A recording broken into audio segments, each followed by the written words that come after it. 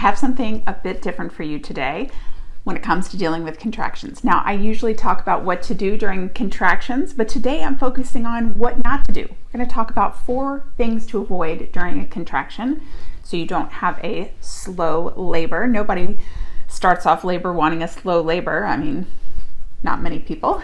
And so we've got 4 things to avoid, and we've got a 5th one, so stay to the end because this 5th one is specifically for what partners should avoid so that they don't cause a slow labor too. Now, if we haven't met before, my name is Alice Turner. I'm a birth doula, a Lamaze certified childbirth educator, and here on this channel, I've got videos to help you have confidence before the contractions start. And I know this video is going to fall into that category as well.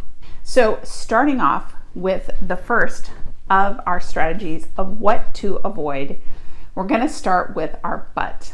Yes, the butt actually plays an important part in labor, and a lot of people have a tendency to feel the pressure of the contraction and want to, or just not even think about it, clench their butt against the contraction.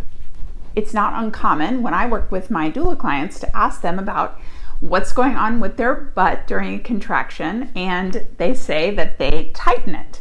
So we don't want to do that because we want everything that down there to be nice and loose and ready to open, just like opening that door. Contractions, their job is to open the exit door, which is the cervix. So they are pulling and working on opening the door. So whatever we can do to allow that process to be more efficient, then we can help prevent that slow labor. So number 1, what we want to do is to avoid clenching our butt. So one thing that partners can do to support this is just have a reminder, a check-in like, hey, no bum clenching, don't clench your butt, relax your butt, to say a phrase like that. It also gives a good sort of humorous moment in between contractions and just check in with that butt. So we don't want to clench it, we want to keep everything nice and loose. That is number 1. Number 2, we want to avoid changing positions during a contraction. Now, I'm all about movement in labor. I teach lots of different positions. I know you might have seen some position videos on the channel, and changing positions is excellent.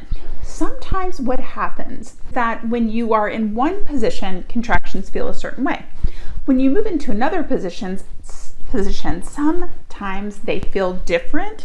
Sometimes they even hurt more. They're more uncomfortable. When that happens, sometimes we have a tendency to want to rush back to the old position so we can deal with the contraction the way it used to feel. But we don't want to do this during a contraction.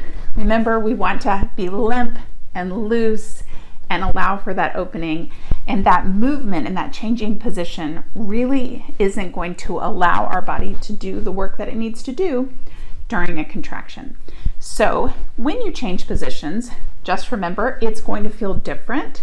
That's okay. It'll take a few contractions in the new position in order to kind of settle in and get a new feeling.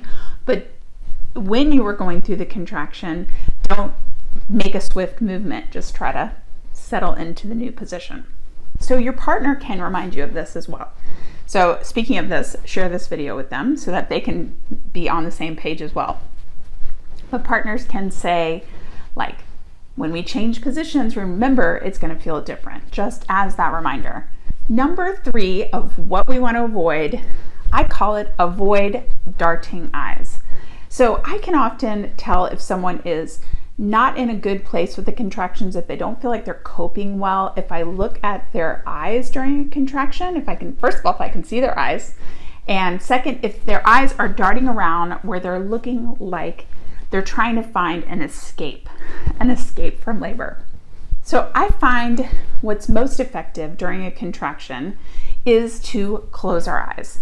So closing our eyes really closes out all the extra visual stimuli that we really don't need during a contraction.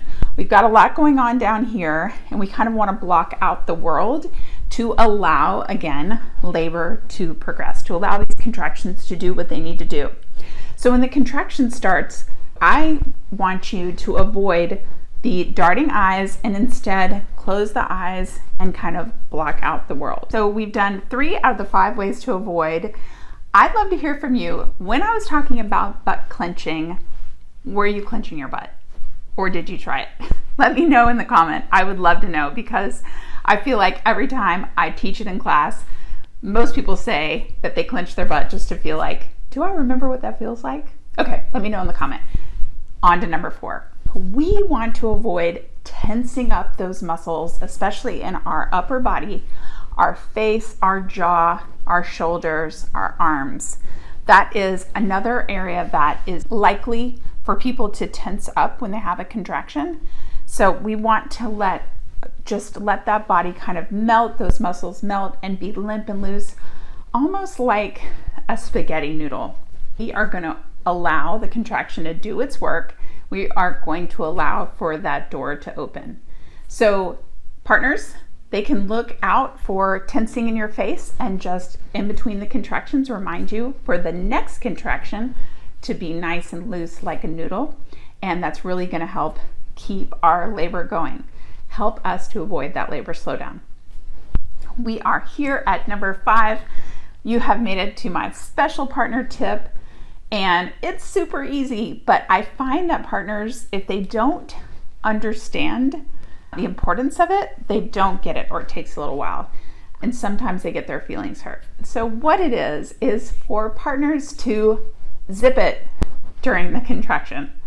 I mean, really anybody to zip it. We don't even want our labor and delivery nurses talking to us during a contraction. Again, we want to take away that outside stimulus. It kind of reminds me of that image with, covering your eyes, see no evil, hear no evil, speak no evil. It's kind of like that during contraction. We want everything blocked out.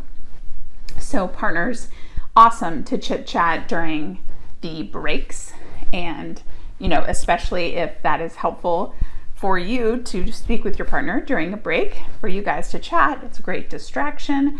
But as soon as the contraction starts, it's a great time to close, even if it's during the middle of a conversation, and they can work on doing some other techniques, like maybe some counter pressure or something like that.